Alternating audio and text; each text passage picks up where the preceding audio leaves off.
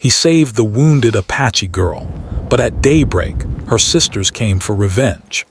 The night had been calm, the kind of calm that usually came after a long day of hard work on the ranch. The man had finished feeding the animals and locking the gates earlier than usual. The sky was clear, and the moon hung low, spreading soft silver light across the open land. Crickets sang in the grass, and the wind moved gently through the trees. Everything felt normal, quiet, and safe. He had just sat down inside his small wooden house when he heard a sound that did not belong to the night. It was faint, almost like the wind, but it came again. This time it sounded like a weak cry. He froze, listening closely. The sound came from the far end of the fence, near the dry creek bed. At first he told himself it was nothing. Animals often made strange noises at night, but something about this sound felt different. It was soft, broken, and filled with pain. He grabbed his lantern and stepped outside. The cool night air touched his face as he walked slowly toward the fence line, every step careful. The land looked peaceful under the moonlight, but his heart beat faster with each step. When he reached the fence, he lifted the lantern higher. That was when he saw her. She lay on the ground near the bushes, barely moving. Her dark hair was tangled with leaves and dust. Her clothes were torn from moving through sharp plants, and one leg was stained dark where blood had dried and fresh drops still fell onto the soil. Her breathing was shallow, and her hands trembled as she tried to push herself up, failing again and again. He rushed forward and knelt beside her. She looked young, no more than a teenager. Her eyes opened slightly when she sensed him, and fear filled them instantly. She tried to pull away, but she was too weak. "It's okay," he said softly, though he wasn't sure she understood his words. "I won't hurt you." She watched him closely, ready to scream or strike if she could, but pain held her still. He noticed the necklace around her neck, simple but meaningful, with symbols he recognized from stories he had heard since childhood. She was Apache. 1,000 thoughts rushed through his mind. Helping her could bring trouble. People from different worlds did not always trust each other. If her family found her here, they might think he had harmed her. If others found out, they might accuse him of crossing lines he was never supposed to cross. But none of those thoughts mattered when he looked at her wound. He could not leave her there. Slowly, he removed his jacket and placed it over her shoulders to keep her warm. She flinched at first, then relaxed slightly when she realized he was careful. He took out a small bottle of water and held it near her lips. She hesitated, then drank weakly. Her leg was badly hurt. He could see dirt and thorns stuck in the wound. If it was not cleaned, it would become much worse. He knew he could not treat her out in the open. "I need to move you," he said gently, using his hands to show lifting and walking. She shook her head weakly, fear returning to her eyes. "I won't let anyone see you," he promised, though he did not know how he would keep that promise. With great care, he lifted her into his arms. She was lighter than he expected, and her body felt fragile, like she had already given everything she had just to stay alive. She let out a quiet sound of pain but did not fight him. He carried her to the old barn, far from the house and hidden by trees. Inside, the air smelled of hay and wood. He laid her down on a clean sack and lit another lantern. The warm light filled the space, pushing the darkness back. He worked slowly, cleaning her wound with water and cloth. She cried quietly but did not scream. Her eyes stayed on his face, watching every move, trying to decide if she could trust him. When he finished, he wrapped the wound carefully and gave her more water. She closed her eyes, exhausted.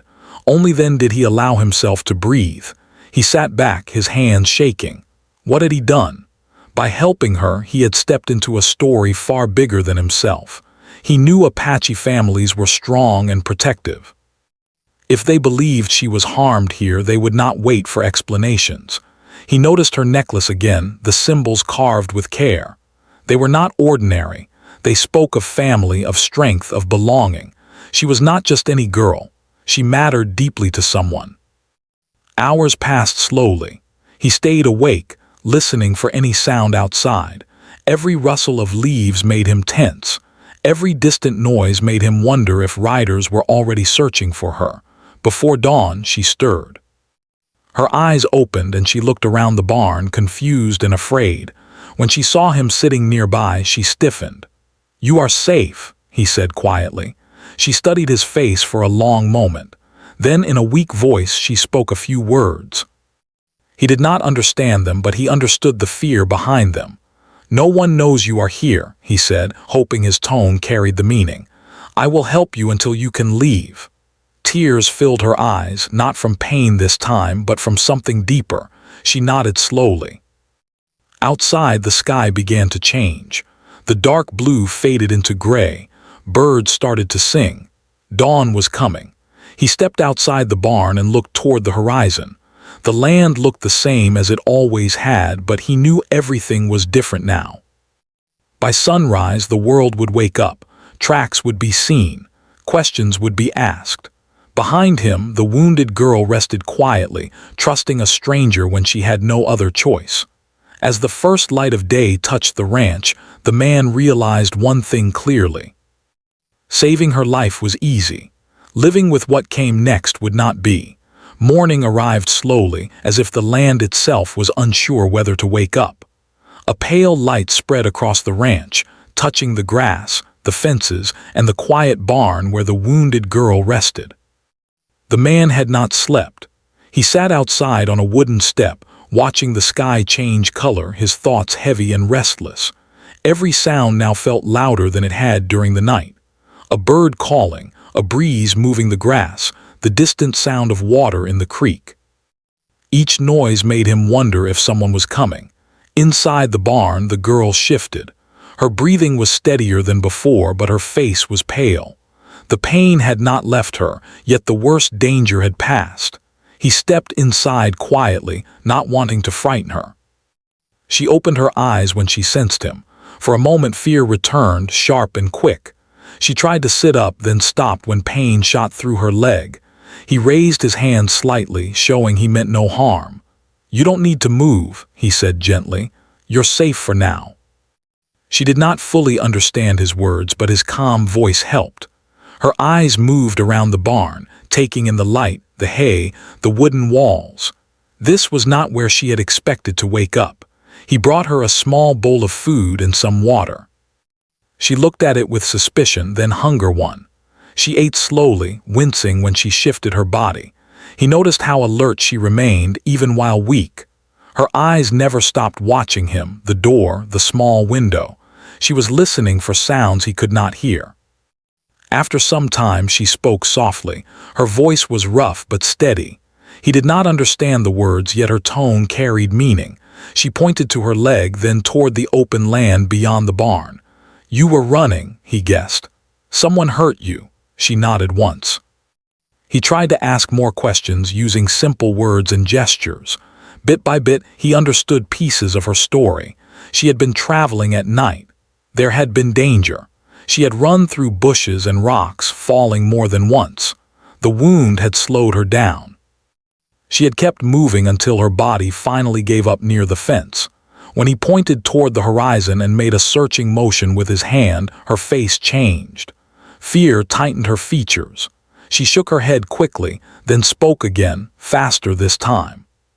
He caught one word she repeated more than once. "Sisters." Her hand tightened around the blanket he had placed over her. She looked at him directly, her eyes serious despite her weakness. She said a few more words, then made a cutting motion through the air and pointed outside. He understood enough to feel a chill. "They're looking for you," he said quietly. "Your sisters." She nodded again slowly. He stood and walked to the barn door, peering outside. The land looked empty, but he knew how misleading that could be. Tracks in the dirt near the fence were already visible in the growing light.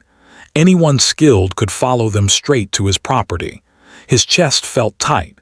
He had known this moment would come, but knowing did not make it easier. He returned to her side. "I can help you leave," he said, "once you're stronger." She shook her head again, this time with frustration. She pointed to her leg and then to the ground. She could not travel, not yet. Silence filled the barn. It was heavy and full of unspoken danger. The man paced slowly, running a hand through his hair. If he sent her away too soon, she might collapse again. If she stayed, her family would find her here. Either way, trouble was coming. Outside, he noticed something else. A thin line of smoke far in the distance, barely visible against the morning sky. It could be from anything, but his instincts told him it was not ordinary. He had grown up hearing stories. How Apache families did not abandon their own. How they searched until they found answers. How anger could grow when fear and misunderstanding mixed. He sat back down, forcing himself to stay calm. "I didn't hurt you," he said softly, as if speaking the truth out loud might protect him later. "I won't let anyone hurt you now." She watched him closely, as if weighing his words.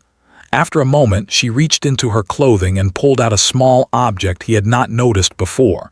It was worn smooth from use. She placed it in his hand. It was a symbol of trust. He closed his fingers around it, surprised by the weight of the moment. "I'll keep you hidden," he said, "just until you can stand." The hours passed slowly. He brought her fresh water, checked her wound, and adjusted the bandage. She rested, waking only to drink or speak quietly. Each time she opened her eyes, she looked toward the door first. By midday, the heat grew stronger. The land outside shimmered. He noticed fresh signs now. Dust disturbed near the creek. Birds suddenly taking flight. Someone was moving out there. His heart pounded. He returned to the barn quickly. "They're close," he said. She struggled to sit up, panic flashing across her face. She spoke urgently, pointing at him, then to the ground, then to her chest. It took him a moment to understand. "They think I hurt you," he said. She nodded, her jaw tightening. The truth felt heavy. He had helped her without thinking, without planning. Now he would pay the price for that kindness one way or another. As the afternoon light shifted, he heard it. Hooves. Not close enough to see, but close enough to hear if you knew the land. The sound was distant, steady, searching. He stood frozen for a moment, listening. Then he moved quickly, closing the barn door most of the way, leaving only a small opening for air. He knelt beside her. "Listen to me," he said firmly, though fear crept into his voice. "No matter what happens, stay here. Don't come out unless I call you." She grabbed his sleeve, her grip surprisingly strong. She spoke his language this time, just one sentence, broken but clear enough. "They will not listen." He met her gaze. "Then I will speak louder than fear." Outside, the sounds grew clearer. Voices now carried by the wind. Sharp, urgent, filled with worry and anger. He stepped away from her slowly. At the door, he paused and looked back. She lay there, wounded and brave, trusting a stranger with her life. As he opened the door and stepped into the open land, he knew the day would not end peacefully. And somewhere beyond the fields, her sisters were coming, carrying questions that demanded answers, and emotions that could easily turn into something far worse. The sound of hooves grew clearer with every passing minute. At first it was only a low rhythm, almost part of the land itself. Then it became impossible to ignore. The man stood near the fence, his eyes fixed on the open ground ahead. Dust rose slowly in the distance, thin lines drifting upward under the morning sun. He did not move to hide. He knew that running or closing himself off would only make things worse. Still, his heart beat hard against his chest. He reminded himself to breathe, to stand straight, to show no fear even though fear filled him from the inside. Soon shapes appeared through the dust. Horses moved forward in a slow, controlled way. On them were women, their posture strong and alert. Even from far away he could feel their purpose. They were not wandering, they were searching. The man stepped forward into the open, away from the barn and the house. He wanted them to see him clearly, to know he was not hiding anything. The wind shifted, carrying voices toward him. The words were sharp and urgent, filled with emotion he could not understand but could feel. As the riders came closer, he could see their faces. They were tired, their eyes dark with worry and anger mixed together. These were not strangers to struggle. These were sisters who had not slept, who had followed signs across hard ground, who feared the worst. They stopped several yards away from him. The land between them felt heavy, like a line drawn in the dirt. No one spoke at first. Only the horses shifted their weight, sensing the tension. One of the sisters moved forward slightly. Her gaze locked onto the man, sharp and unblinking. She spoke, her voice steady but filled with pain. He did not understand the words, but he understood the meaning behind them. He raised his hand slowly, keeping his movements calm and open. "I didn't hurt her," he said clearly. "I helped her." The sisters exchanged looks. To them, his words were just sounds. What they saw was a man standing on land where their wounded sister had last been tracked. Another sister looked past him, her eyes scanning the ranch. She noticed the barn, her body tensed. She spoke quickly, pointing in that direction. The man followed her gaze. He knew what they were thinking. He took a slow breath.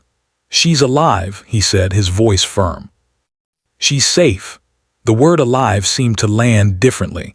One of the sisters inhaled sharply. Hope flickered for just a moment before anger returned, stronger than before. She spoke again, louder now. The man felt sweat form on his palms. He knew he had only moments before fear took control of the situation. He took a step closer, careful not to cross an invisible boundary. "Please," he said, placing a hand over his chest. "I found her hurt. I stayed with her. I cleaned her wound, that's all." The sisters watched him closely. They were judging every movement, every breath. Trust did not come easily when blood was involved. Behind him, in the quiet barn, the wounded girl heard the voices. She recognized them instantly. Her sisters. Relief rushed through her, followed by fear. She tried to stand, biting back a cry as pain shot through her leg. She held onto the wall, listening. Outside, the tension grew thicker. One sister slid down from her horse and stepped closer to the ground, studying the dirt. She knelt and touched the soil near the fence. Her fingers traced the marks left behind during the night. Her expression changed slightly. These were not signs of a struggle here. They were signs of someone collapsing from exhaustion. She stood and spoke to the others. The words were calmer now, slower. The man noticed the shift. It was small, but it was there. He seized the moment. "She was running," he said. "She collapsed. I didn't chase her. I didn't touch her until she couldn't move." Silence followed. Even the wind seemed to pause. Then a sound came from behind him, a soft movement, a breath drawn sharply. The man turned his head slightly, his heart dropping. She was there. The wounded girl stood in the barn doorway, leaning heavily against the frame. Her face was pale, but her eyes were strong. She had wrapped herself in the blanket, and though her body trembled, her voice did not when she spoke. Her sisters froze. For a heartbeat, no one moved. Then everything happened at once. Voices rose, calling her name. Horses shifted. One sister rushed forward but stopped when the wounded girl lifted her hand. She spoke again, her voice clear and steady despite her pain. She pointed to her leg, then to the man. She spoke of the night, of falling, of waking up alive because someone had chosen kindness instead of fear. The man stood still, letting her words fill the space. This was no longer his moment. This was hers. The sisters listened, their faces changing as understanding slowly replaced anger. One of them stepped forward carefully, eyes fixed on the wound. She knelt beside her sister, inspecting the bandage with experienced hands. She nodded once. Care had been given here. The wounded girl reached out and touched the man's arm briefly. A simple gesture, powerful enough to speak louder than any explanation. A long silence followed. Then one sister stood and faced the man directly. Her eyes were still guarded, but the fire behind them had softened. She spoke slowly, choosing her words with care. He did not understand the language, but he understood the tone. Respect. Relief washed over him so suddenly that his knees felt weak. He had not realized how tightly he had been holding himself together until that moment. The sisters gathered around their wounded family member, supporting her gently. There was still concern, still pain, but the sharp edge of revenge had faded. One of them turned back to the man and gave a small nod. It was not a thank you spoken aloud, but it was enough. As they prepared to leave, the man stepped forward once more. "She needs rest," he said softly. "The wound is deep. She shouldn't travel fast." The sister nodded again. They adjusted their pace, careful and thoughtful. Before they left, the wounded girl looked back at him. Her eyes met his, and for a brief moment the world felt quiet again. She lifted her hand slightly, a sign of gratitude that needed no words. Then they were gone, moving back across the land, leaving behind disturbed dust and a story that would not be forgotten easily. The man stood alone again, the ranch stretching out around him. The silence returned, but it was not the same silence as before. He knew that something important had passed between them that morning, something fragile and rare: trust. The land slowly returned to its quiet state after the riders disappeared into the distance. The dust settled, and the sound of hooves faded until it became only a memory carried by the wind. The man remained standing for a long time, watching the empty horizon. His body felt heavy, as if the morning had taken years out of him. When he finally turned back toward the barn, everything looked the same as it had before, yet nothing felt the same. The fence stood still, the grass moved gently, and the sky stretched wide and clear. But inside him, something had shifted. He walked into the barn, now empty except for the marks left behind. The sack where the girl had rested was still there. The lantern hung quietly from its hook. A faint scent of herbs and clean cloth lingered in the air. He picked up the blanket she had used and folded it slowly, carefully, as if doing so might keep the moment alive just a little longer. He replayed the scene again and again in his mind. The fear on the sisters' faces. The strength in the girl's voice when she stepped forward despite her pain. The way truth, once spoken, had changed everything. He sat down on a wooden crate and let out a long breath. Only now did he realize how close everything had come to going wrong. One wrong move, one misunderstood action, and the day could have ended very differently. For a while he stayed there, letting the quiet settle around him. Then he went back to his work, because work was the only thing that felt familiar. He fixed a loose board on the fence, checked the water troughs, and fed the animals. Each simple task helped steady his thoughts. As the sun climbed higher, the heat returned. The ranch looked ordinary again, but he noticed small signs that reminded him of what had happened. Footprints near the creek, a broken branch near the fence, tracks that told a story to anyone who knew how to read the land. Later that afternoon, he saw something unexpected. Near the edge of the property, close to the old tree by the path, a small bundle lay on the ground. He had not left anything there. Curious, he approached slowly. It was a simple offering, clean cloth folded with care, a small piece of dried food, and resting on top, a familiar symbol carved into smooth wood, the same symbol the girl had placed in his hand earlier. He picked it up gently, feeling its smooth surface under his fingers. It was not payment. It was not a reward. It was something far more meaningful: acknowledgement.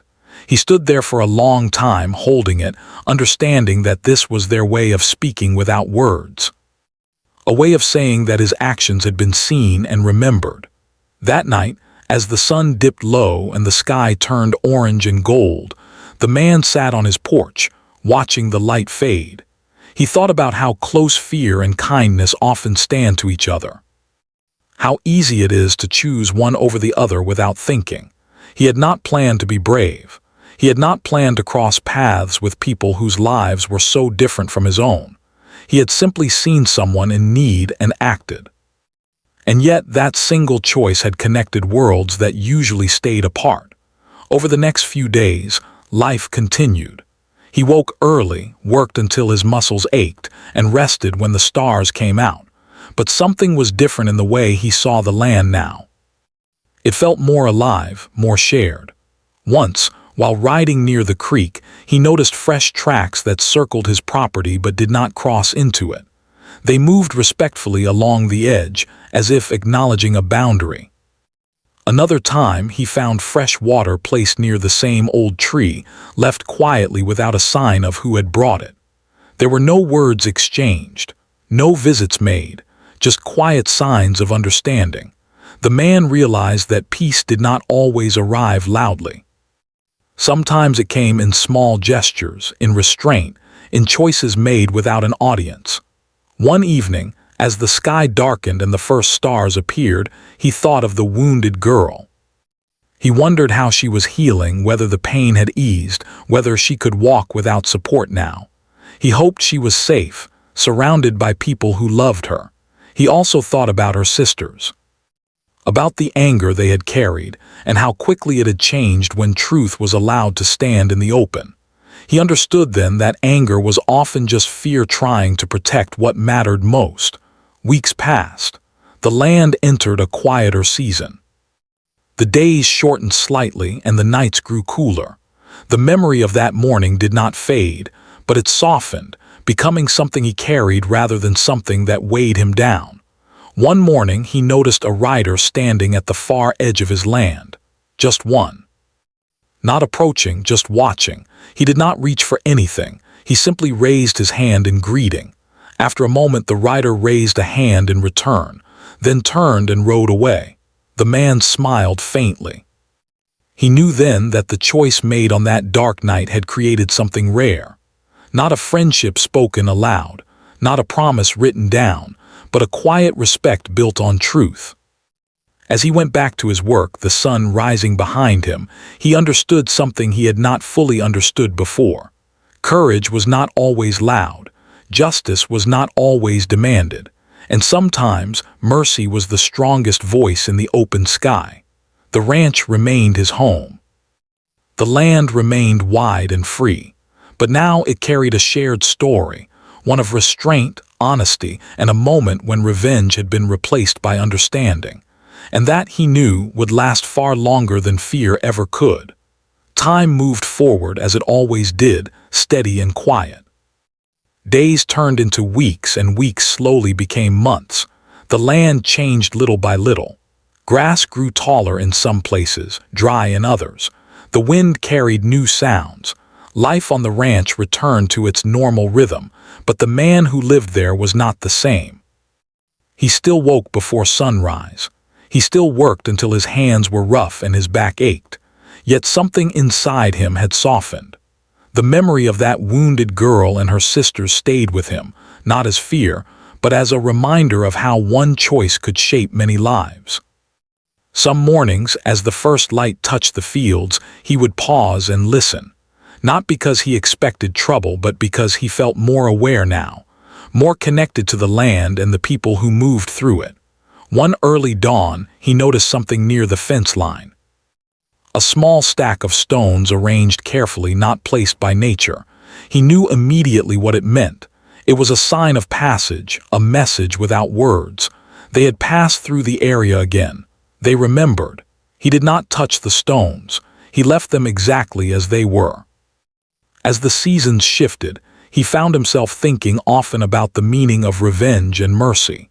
He realized that revenge came from pain that had nowhere else to go. Mercy, on the other hand, required strength. It asked someone to pause, to listen, to see the full picture. That morning long ago could have ended very differently. Fear could have spoken louder than truth. Anger could have taken control. But it did not, because someone had stepped forward and spoken honestly, even when it was difficult. One afternoon, while riding near the creek, he saw movement in the distance. A small group far enough away not to feel threatening. They did not approach. They simply continued on their path, giving his land space and respect. He nodded to himself. That was all that was needed. Later that week, a storm rolled in unexpectedly. The sky darkened quickly and rain fell hard. After the storm passed, the man went out to check the fence line. Near the old tree, he found something new. A bundle wrapped carefully in cloth. Inside were herbs he recognized, used for healing. They were fresh, recently gathered. There was no note, no name, only understanding. He stood there quietly, letting the rain-soaked earth smell fill the air. He felt a deep sense of peace settle in his chest. This was not repayment. This was connection. That evening, as he prepared his meal, he used the herbs with care. Each movement felt thoughtful, almost respectful. He realized then that this story had not ended with the riders leaving his land. It was still unfolding, quietly, naturally. He thought again of the girl. He imagined her walking now, stronger with each step. He imagined her laughing, surrounded by her sisters. He hoped she would remember that not all help came with hidden motives. Months later, a stranger came to the ranch, not riding fast, not carrying anger, just someone passing through asking for water and rest. The man welcomed him without hesitation.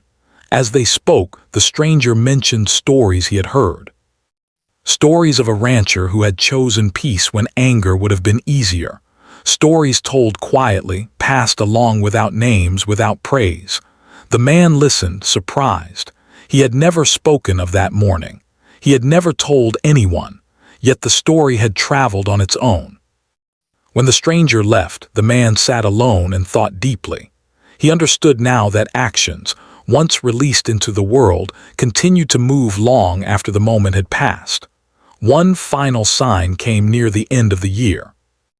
At dawn, when the sky was pale and the air cool, he found a familiar symbol carved gently into the wood of the old fence post. It was small and respectful, not damaging the structure. A mark of gratitude, a mark of peace. He touched it lightly and smiled. He did not feel proud. He felt grounded. The land stretched wide before him, open and shared, carrying many footsteps and many stories. His was now one of them. As the sun rose higher, he returned to his work just as he always had. But now, each task felt part of something larger. Something that reached beyond fences and borders. He understood fully and clearly what that night had taught him. True strength was not found in power. True justice was not found in punishment. True courage was choosing kindness when no one was watching. And sometimes, the greatest legacy a person could leave behind was not a name carved in stone, but a moment of mercy that changed the direction of many lives. The ranch remained quiet. The land remained free. And the story, though never written down, lived on in the choices of those who remembered it.